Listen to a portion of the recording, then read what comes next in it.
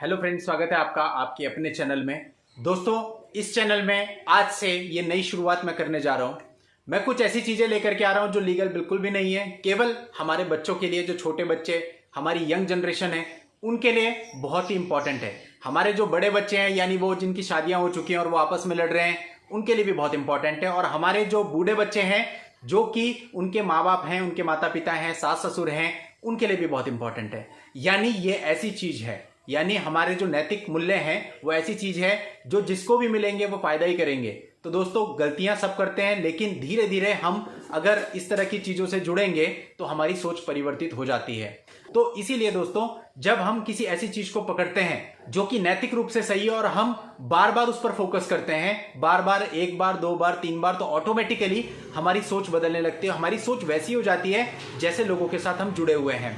तो इसीलिए लीगल के साथ साथ ये मॉरल चीजें भी बहुत जरूरी हैं। और आपसे रिक्वेस्ट है कि आप हमें सपोर्ट करिएगा, ताकि इस प्रकार के वीडियो मैं बंद ना करूं बल्कि और बढ़ाता चला जाऊं, जिससे कि लीगल के साथ साथ लोगों की सोच भी बदले। और सोच बदलेगी तो ऑटोमेटिकली सारी चीजें ठीक हो जाएंगी, लीगल में जाने की जरूरत भी नहीं पड़ेगी। तो दोस्तों, अभी हम एक किस्सा समझते हैं। एक बार एक गुरुजी अपने बहुत सारे शिष्यों को पेड़ के नीचे बिठा करके शिक्षा दे रहे थे, और जो भी उनके शिष्य थे वो गुरुजी का बहुत ही आदर करते थे। और अचानक से वहां पर एक आदमी उन शिष्यों के बीच में आकर के खड़ा हो जाता है, और खड़ा होने के बाद गुरुजी को बहुत ही भला बुरा कहने लगता है। बोलता जाता है, बोलता जाता है, बोलता जाता है। सारे शिष्य सुन रहे थे और सभी को बहुत ही गुस्सा आ रहा था कि हमारे गुरु के बारे में इतना गलत कैसे बोल रहा है। हर कोई उसे जवाब देना चाहता था, हर कोई उसे मारना पीटना चाहता था। उनमें से कुछ शिष्य खड़े भी हुए, लेकिन गुरुजी ने हाथ करके उन्हें बिठा दिया। अब गुरुजी ने कहा है तो इसलिए उन्होंने कहना मान लिया और वो वहीं पर बैठ गए। लेकिन हर किसी के मन की जो भावना थी वो बहुत ज्यादा थी कि इसने हमारे गुरुजी को गलत कैसे बोल दिया, ऐसा वो कैसे बोल सकता है। लेकिन गुरुजी ने कोई उत्तर नहीं दिया, वो आदमी बोलता चला गया। और जब वो पूरा बोल गया तो गुरुजी ने उससे कहा कि बेटा, कुछ और कहना चाहते हो तो कह दो, तुम्हारे मन में जो कुछ भी हो वो पूरी बात मुझे कह दो। अब वो आदमी थोड़ा सा हैरान हो गया कि मैंने इतना कुछ गुरुजी को कह दिया और उसके बाद भी ये कुछ बोल ही नहीं रहे हैं, ये तो बिल्कुल शांत हैं। अब वो आदमी वहां रुक नहीं पाया, उसकी नजरें झुक गई और वो वहां से चला गया। रात को जब वो आदमी सोया तो उसको प्रॉपरली नींद नहीं आई, और उसको वही सारी चीजें ध्यान में आती रही कि उसने गुरुजी को कितना कुछ कहा और उसके बाद भी उन्होंने कितनी शांति से जवाब दिया। कहीं ना कहीं उसकी सोच परिवर्तित हुई, और अगले दिन सुबह ही वो गुरुजी के पास पहुंच गया, उनसे माफी मांगी कि मैंने कल आपको बहुत भला बुरा कहा, उसके बाद भी आपने कुछ नहीं किया। तो गुरुजी ने कहा कि कल जब तुमने वो सब कुछ बोला था, माफ तो मैंने तुम्हें उसी समय कर दिया था। अब गुरुजी ने अपने शिष्य को समझाया कि आपको एक चीज ध्यान रखनी चाहिए कि गलती से आप नफरत करो, लेकिन गलती करने वालों से आपको प्यार करना चाहिए।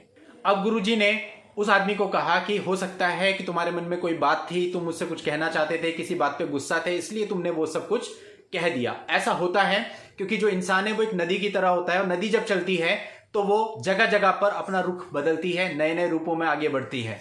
आगे गुरुजी ने उस आदमी को कहा कि आज तुम कुछ और हो, कल तुम्हारे मन के भाव कुछ और थे और आज तुम्हारे मन के भाव कुछ और हैं। यानी जिस प्रकार से नदी अपना रूप बदलती है, उसी प्रकार से तुम्हारा रूप भी बदल गया। लेकिन मेरी प्रतिक्रिया तुम्हारे लिए कल भी वही थी और आज भी यही है। मैं सिर्फ इतना जानता हूं कि बुरी नजर वाले तेरा भी भला। अगर कोई मुझे अच्छा ना कहे तो मैं उसे चुप नहीं करा सकता, लेकिन मैं खुद तो चुप हो ही सकता हूं। अगर मैं भी उस दिन तुम्हारी ही तरह बोलता, तुम्हारे ही शब्द दोहराता, तो आज तुम यहां पर मेरे पास नहीं होते। बुरे का जवाब भले से देना, इसी के लिए तो ताकत चाहिए। बुरे का जवाब बुरे से देने के लिए कोई ताकत नहीं चाहिए, लेकिन जब आपको कोई गलत बोल रहा है उसको सुनना और सुन करके सह जाना, इस चीज के लिए ताकत चाहिए। तो दोस्तों, ये जो छोटी सी कहानी थी, ये आप सब लोगों के लिए भी बहुत इंपॉर्टेंट है। अगर आप इसका कोई भी अंश अपने जीवन में ग्रहण करके उसको उतार लेते हैं तो आपकी बहुत सारी समस्याएं सॉर्ट आउट हो जाएंगी। कहानी छोटी थी, बच्चों वाली थी, लेकिन शिक्षा बहुत बड़ी थी, और शिक्षा कोई भी ले सकता है, चाहे वो किसी भी एज का हो।